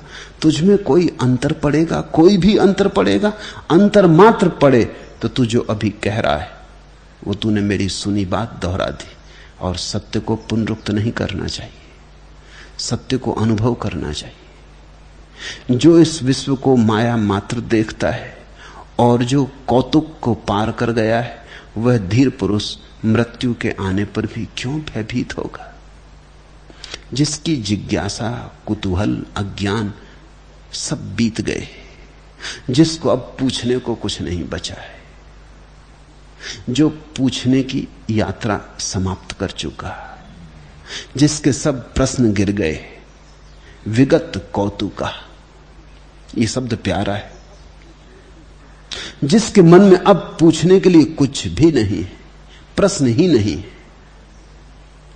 माया मात्र मिदम विश्वम पश्यन विगत कौतुका, जो इस विश्व को माया मात्र देखता है और जो कौतुक को पार कर गया है। अपि सन्निहिते मृत्यो कथम त्रस्यति धीर्धि, क्या मृत्यु को पास आया हुआ देखकर वो भयभीत होगा? क्या जरा भी भय की रेखा उसमें उठेगी? तू तो देख आ रही जैसे मृत्यु, खड़ी तेरे द्वार पर दस्तक दे रही मृत्यु।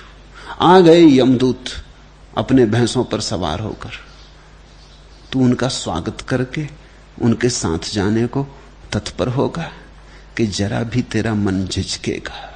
अगर जरा भी झिझक रह गई हो तो फिर तू अभी विगत कौतुक नहीं, अगर जरा भी झिझक रह गई हो तो अभी श्रद्धा का जन्म नहीं हुआ, अगर जरा भी झिझक रह गई हो तो अभी बहुत कुछ करने को बाकी है, क्रांति घटी नहीं। तू समझा बुद्धि से, अभी प्राणों से नहीं समझा। तूने जाना ऊपर से, अभी अंतरतम में प्रकाश का दिया नहीं जला। जिस महात्मा का मन मोक्ष में भी स्पृहा नहीं रखता और जो आत्मज्ञान से तृप्त है, उसकी तुलना किसके साथ हो सकती है? जिस महात्मा का मन मोक्ष में भी स्पृहा नहीं रखता,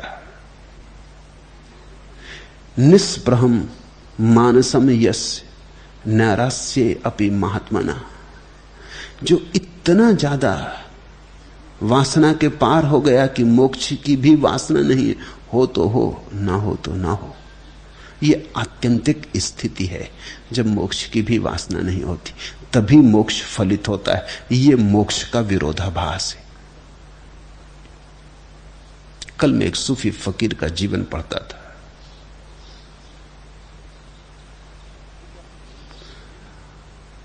वो बड़ा धनपति था फकीर होने के पहले, दमिश्क में रहता था और दमिश्क की जो बड़ी प्रसिद्ध मस्जिद है, जगत प्रसिद्ध मस्जिद है, उसके मन में यह आकांक्षा थी कि वो उस मस्जिद का व्यवस्थापक हो जाए, वो उसके नियंत्रण में चले।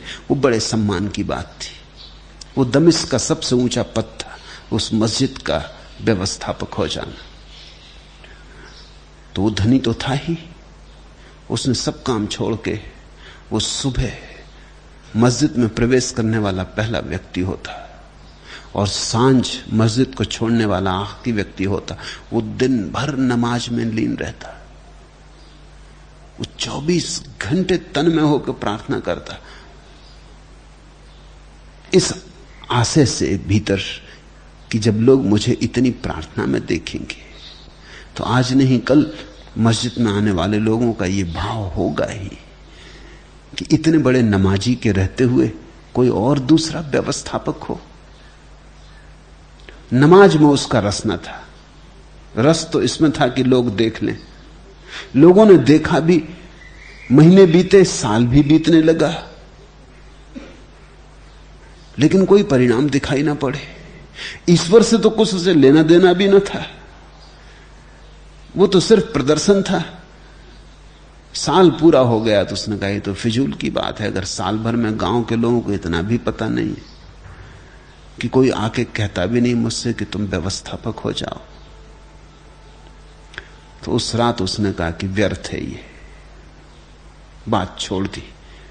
उसने उस रात परमात्मा से प्रार्थना की कि मुझे क्षमा कर। मैंने भी कहा कि व्यर्थ बात में साल भर गमाया।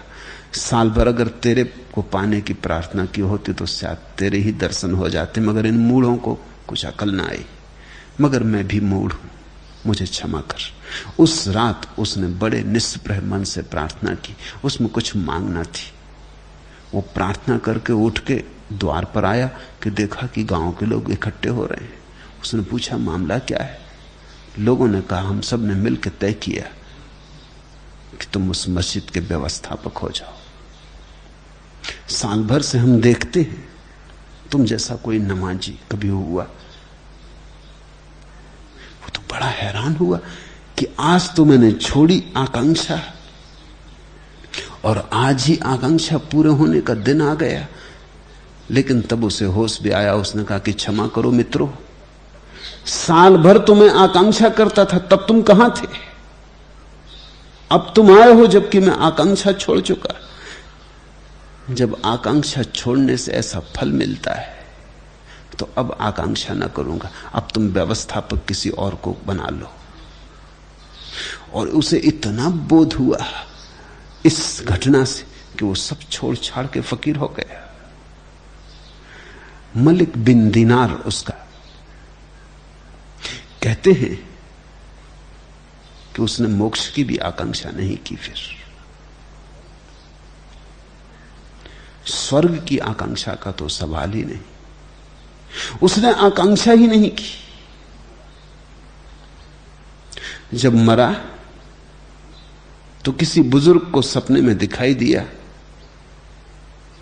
और बुजुर्ग ने पूछा क्या खबर है, वहां कैसा हुआ? क्योंकि जिस दिन मलिक बिन दीनार मरा उसी दिन एक और फकीर मरा, हसन नाम का एक फकीर मरा। दोनों की बड़ी ख्याति थी।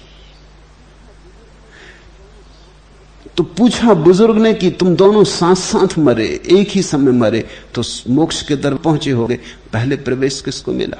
मलिक बिन दीनार ने कहा कि मैं भी बड़ा चकित हूं, पहले प्रवेश मुझको मिला।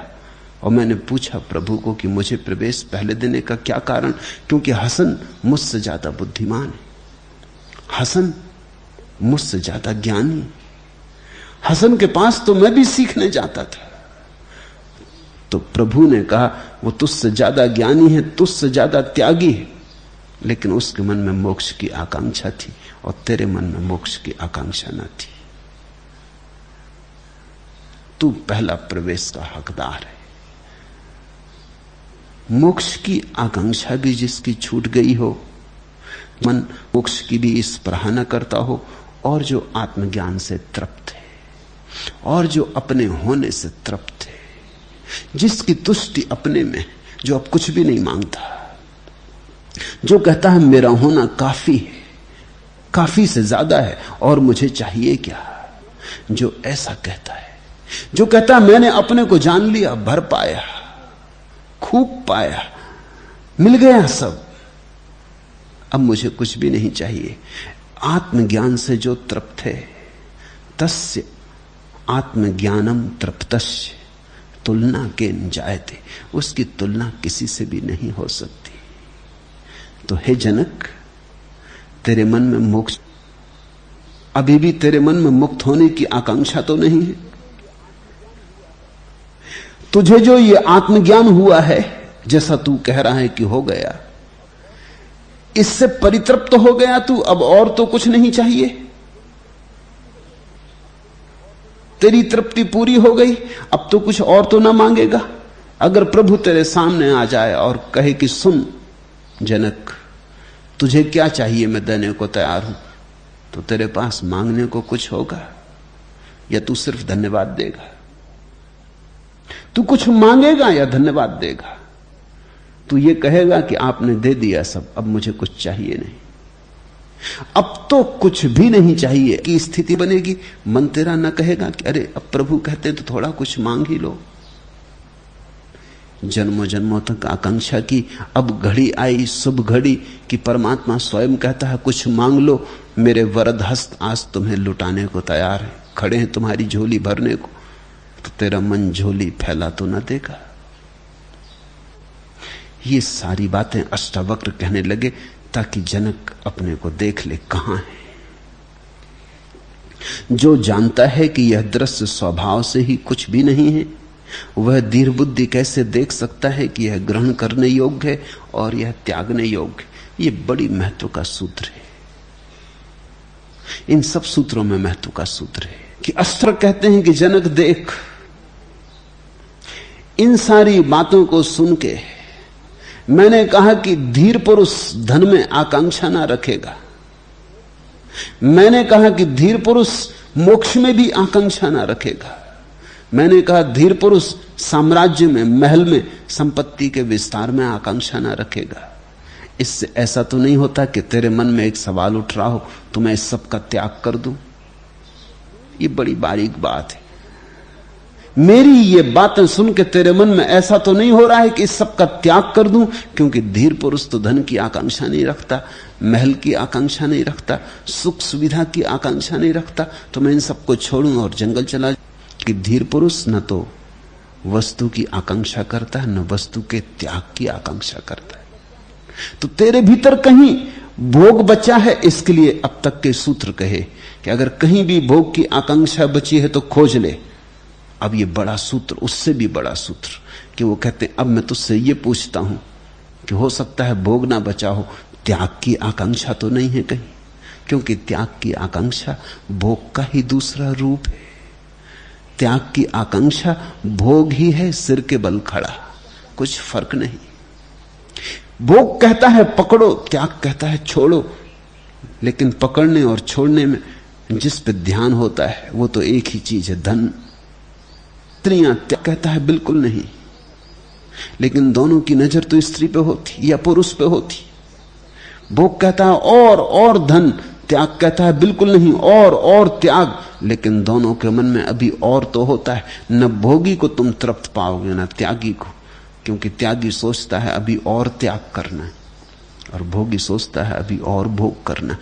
बड़े मजे की बात है, दोनों की दृष्टि और पर लगी है। और इस और को ठीक से समझना, इस और में ही सारा संसार समाया है। तुम भोगी को भी बेचैन पाओगे, वो कहता है कि है कार तो है लेकिन और बड़ी चाहिए, मकान है लेकिन और बड़ा चाहिए। तुम त्यागी के भीतर खोजो, त्यागी कहता है कि ये तो कुछ छूने को है, क्रोध छोड़ा, माया छोड़ी, मोह छोड़ना है, प्रतिष्ठा छोड़नी, अहंकार छोड़ना है। लेकिन और की दौड़ तो बराबर जारी है। न भोगी तृप्त है न त्यागी तृप्त है। स्वभावादेव ज्ञानानो दृश्य मेतन किंचन इदम ग्राह्यमिदम त्याज्यम सकिम पश्यति धीरधि। जो वस्तुतः धीर हो गया, जो वस्तुतः धैर्य को उपलब्ध हो गया, जो वस्तुतः शांत हो गया, और जिसने वस्तुतः जान लिया कि ये सब दृश्य स्वभाव से ही कुछ भी नहीं है, ना उठती। भोगी और योगी में बहुत अंतर नहीं है, वो एक ही सिक्के के दो पहलू हैं।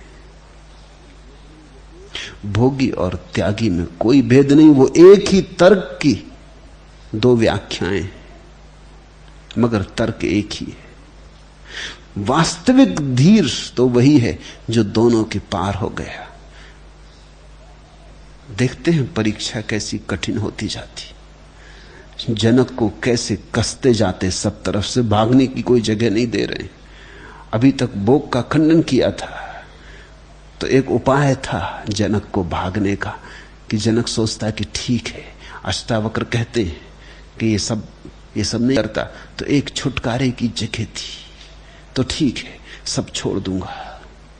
अहंकार ज्ञान के दावे में छोड़ भी सकता है, अगर इस पे ही कसौटी हो जाए कि तुमने जो वक्तव्य दिया है जनक कि मैं जाग गया, ये वक्तव्य तभी सही सिद्ध होगा जब तुम सब ये छोड़ दो, क्योंकि जागा हुआ आदमी इन सब चीजों में नहीं होता। तो अहंकार की ये खूबी है, सूक्ष्म खूबी, कि अहंकार इसके लिए भी राजी हो जाएगा।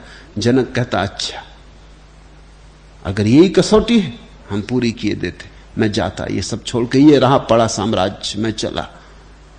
लेकिन उससे कुछ सिद्ध ना होता कि साम्राज्य स्वप्नवत हुआ, क्योंकि स्वप्न न तो पकड़े जा सकते हैं और न छोड़े जा सकते हैं। जब तुमसे कोई कहे कि मैंने लाखों रुपए त्याग कर दिए, तो समझ लेना कि त्याग नहीं हुआ, हिसाब जारी है। तब तुम पक्का समझ लेना कि यह आदमी अभी भी हिसाब कर रहा है किसने कितने छोड़ दिए। रुपए अभी भी बहुत वास्तविक है, मेरे एक मित्र हैं, उन्होंने लाखों रुपए छोड़े, मुझसे बुजुर्ग हैं, कई वर्ष हो गए तब उन्होंने छोड़े, मगर जब भी मैं उनसे मिलने जाता था तो वो किसी न किसी बहाने ये बात निकाल ही देते कि मैंने लाखों रुपए पे लात मार दी। गई लात ने मारी लेकिन लग नहीं पाई। इसको दोहराते क्यों हैं? 30-35 साल की बात गई बीती हो गई, इसको दोहराते क्यों? वो लाखों का हिसाब अभी भी कायम है। पहले अकड़ के चलते रहे होंगे कि मेरे पास लाखों हैं, अब अकड़ के चलते हैं कि लाखों पे लात मार दी। अकड़ वहीं के वहीं। पहली अकड़ से दूसरी अकड़ थोड़ी ज्यादा खतरनाक है, क्योंकि पहली अकड़ तो दिखाई भी पड़ जाती, दूसरी दिखाई भी नहीं पड़ती, अति सूक्ष्म है। जनक के लिए वो दरवाजा खुला रखा था इतनी देर तक अष्टावक्र ने, अब उसे भी बंद कर दिया। अब जनक को भागने की कोई जगह नहीं रही। तो हुआ है या नहीं हुआ है तो नहीं हुआ है, बचने का कोई उपाय नहीं है। स्वभावादेव ज्ञानानो दृश्य मेतन किंचन। अरे जिसे सब माया दिखाई पड़ने लगी उसे कैसा छोड़ना, कैसा पकड़ना? इदम ग्राहमिदम त्याज्यम सकिम पश्यति धीर दी। उसे तो कुछ दिखाई ही नहीं पड़ता कि इसमें पकड़ना और छोड़ना क्या।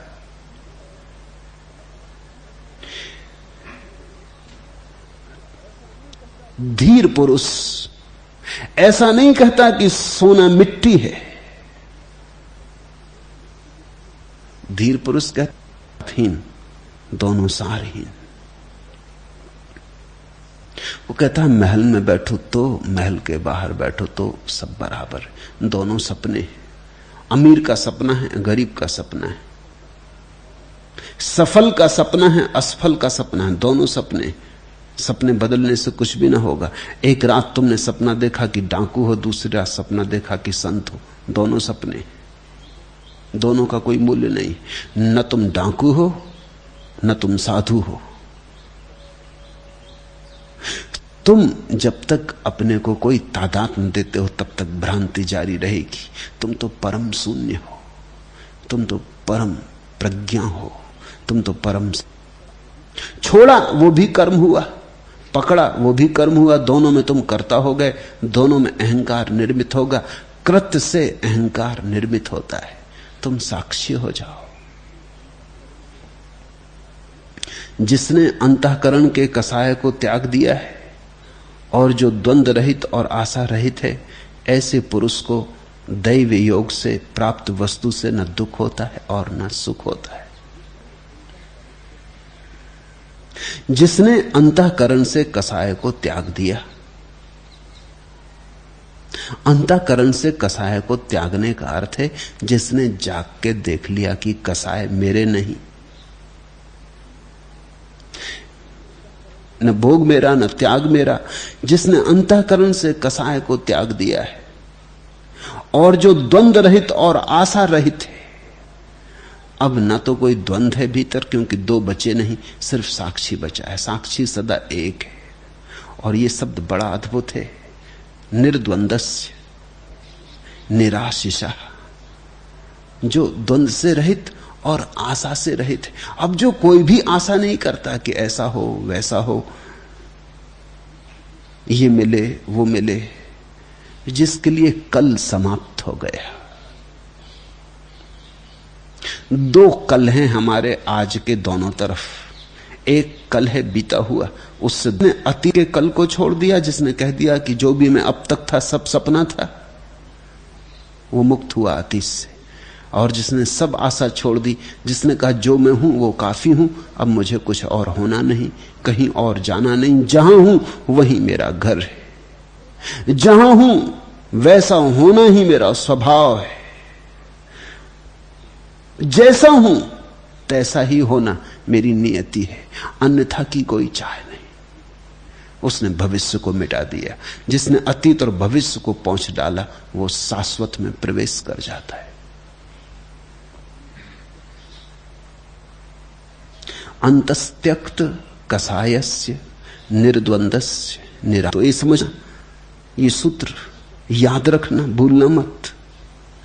तुम कहते हो जो मिलता अपने कृत्य से, कर्म से।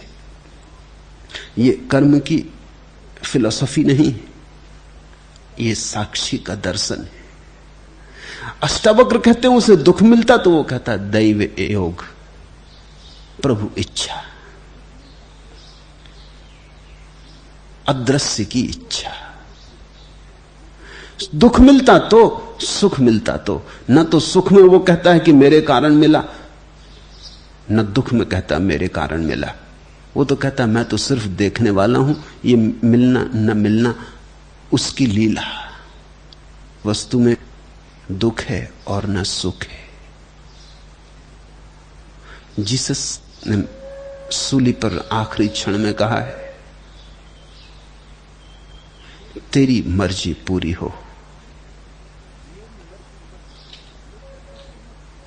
मेरी मर्जी मत सुन। मैं क्या कहता हूं इस पे ध्यान मत दे, तेरी मर्जी पूरी हो, क्योंकि मैं तो जो भी कहूंगा वो गलत होगा और तू जो भी कहेगा वही ठीक है। मैं चाहूं या ना चाहूं वही हो जो तेरी मर्जी। जब भी तुम प्रभु से प्रार्थना करते हो और कहते हो ऐसा कर दे वैसा कर दे। एक सूफी फकीर हुआ, उसके 2 बेटे थे, जुड़वा बेटे, बड़े प्यारे बेटे थे और बड़ी देर से बुढ़ापे में पैदा हुए थे। उसका बड़ा मोह था उन पर। वो एक दिन मस्जिद में प्रवचन दे के लौटा, घर आया तो उसने आते से रोज पूछता था कि आज बेटे कहां हैं। अक्सर तो वो मस्जिद जाते थे, आज नहीं गए थे सुनने। उसने पूछा पत्नी से, बेटे कहां हैं? उसने कहा आते होंगे, कहीं खेलते होंगे, तुम भोजन तो कर लो। उसने भोजन कर लिया। भोजन करके उसने फिर पूछा कि बेटे कहां, क्योंकि ऐसा कभी ना हुआ था। वो भोजन 20 साल पहले अमानत में कुछ मेरे पास रख गया था, 2 हीरे रख गया था।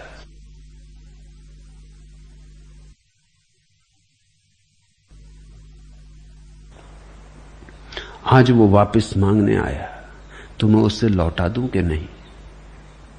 फकीर ने कहा ये भी कोई पूछने की बात है?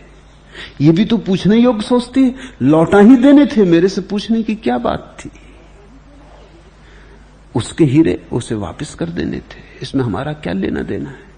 तू मुझसे पूछने को क्यों रुकी? उसने कहा बस तब ठीक हो गया, पूछने को रुक गई थी, अब आप आ जाएं। वो कमरे में ले गई। दोनों बेटे मुर्दा पड़े थे, पास के एक मकान में खेल रहे थे और छत गिर गई। फकीर ने देखने से क्या बीत पड़ता है, तूने ठीक किया, तूने मुझे ठीक जगाया। जो भी हो रहा है वो मेरे कारण हो रहा है, इससे ही मैं का भ्रांति पैदा होती। जो हो रहा है वो समस्त के कारण हो रहा है, मैं सिर्फ दृष्टा मात्र हूं। ऐसी समझ प्रगाढ़ हो जाए, ऐसी ज्योति जले अकंप निर्धूम, तो साक्षी का जन्म होता है। अष्टावक्र ने जनक को कहा तू देख ले अपने को इन सब बातों पे कस के, तू सत्य में स्वयं जाग। मेरी जाग तेरी जाग नहीं हो सकती और मेरी रोशनी तेरी रोशनी नहीं हो सकती। मेरी आंखें मेरे काम आएंगी और मेरे पैर से मैं चलूंगा। तुझे तेरे पैर चाहिए और तेरी आंखें चाहिए और तेरी रोशनी चाहिए। तू ठीक से पहचान ले, तू मुझसे प्रभावित तो नहीं हो गया है।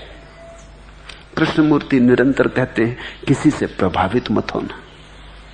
ठीक कहते हैं, वो अष्टावक्र का ही सूत्र है, किसी से प्रभावित मत होना। जागो, अनुकरण में मत पड़ जाना। अनुकरण तो सिर्फ नाटक है, अभिनय है। जो सो उसको पकड़ के मत बैठ जाना, नहीं तो पिंजरा हाथ लगेगा, पक्षी उड़ जाएगा या मर जाएगा। जो सुनो उसे जल्दी खोल लेना, गुन लेना। जो सुनो उसे जल्दी रूपांतरित करना, पचाना, नहीं तो अपच हो जाएगा। उसे पचाना, वो तुम्हारा खून बहे, तुम्हारा खून बने, तुम्हारे खून में बहे, तुम्हारी हड्डी बने, तुम्हारी मज्जा बने, तुम्हारा प्राण बने। तो श्रद्धा का अर्थ है पचाया हुआ, विश्वास का अर्थ है अनपचा। विश्वास बोझ हो जाता है, श्रद्धा मुक्ति लाती। हरि ओम तत्सत।